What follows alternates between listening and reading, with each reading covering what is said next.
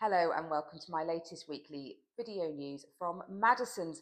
Well, I've been talking all summer about what a saturated market this has been. Lots and lots of stock for sale, but sales agreed at a great level, and that has been completely ratified by Rightmove's latest house price index data, which has shown that there was the highest number of sales agreed in July since 2020, which of course was the beginning of the pandemic, phenomenal selling season.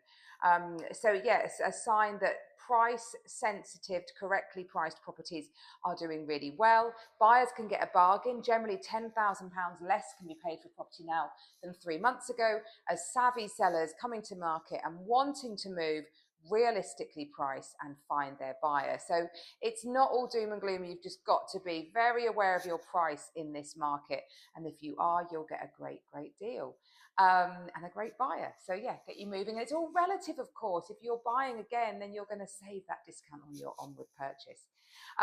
Two interesting stories that caught my eye this week. So the Ministry of Justice have sold their headquarters for an eye-watering £245 billion to the Aurora Group. Now, you might have heard of these.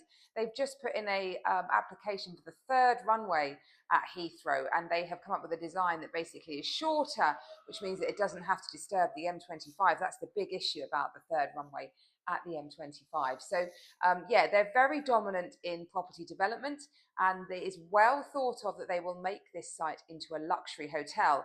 It's all part of Landmark's desire to reduce their property stock, so they're offloading some of these buildings. I think the Ministry of Justice is going to be there till 2028, so then we can expect a big redevelopment. It was the former Queen Anne luxury mansion block in Victorian time, luxury Victorian style mansions, and the Ministry of Justice built their new headquarters there in the 1970s, a very brutalist concrete building, which of course is very in vogue now, and it will be a stunning hotel. So watch this space on that one. I think that's quite interesting. And of course, Rachel Reeves, we're starting to hear about the autumn budget again. There's going to be tax rises. And one thing that she has tasked the Treasury to look at is the whole world of property taxation. So the big ways that the government currently earns its revenue from property is stamp duty, capital gains tax on your non-second home, and of course, council tax. The capital gains tax, I mean, that is here to stay. That will not change, will go up if anything. But they are looking at a reform of stamp duty. It's been called for ages. And it's kind of an awareness of the fact that property prices in the UK have massively grown. A lot of people sit on a lot of inherent wealth. And should we move more to a wealth tax, which is what you see in kind of France, where you get taxed annually on the value of your property? It's felt that it would only kick in from properties worth 500,000 or more. That would be a real vote winner, of course, to people with lower price properties, which she's promised they will not see tax rises, and it could be a huge generator of income. So watch this space. That could be implemented within this parliament if they decide to make a change on that.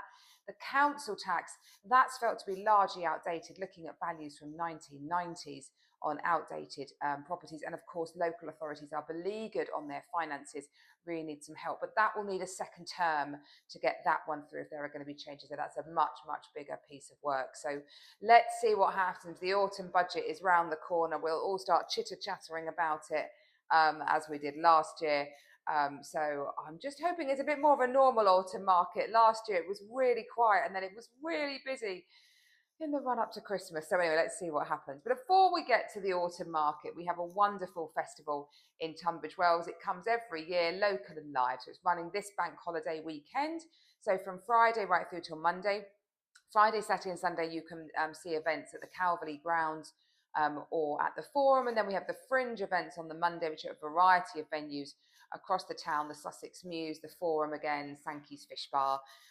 So you can, watch lots of great acts. It's free to go, but they heavily rely on donations to make it work. So if you do go, buy the food, buy the drink, and give some money to a great cause. And thank you to the team who make that such a great event across the town. I hope the weather is kind. Enjoy your bank holiday, whatever you're up to, and I look forward to seeing you next week. Bye-bye.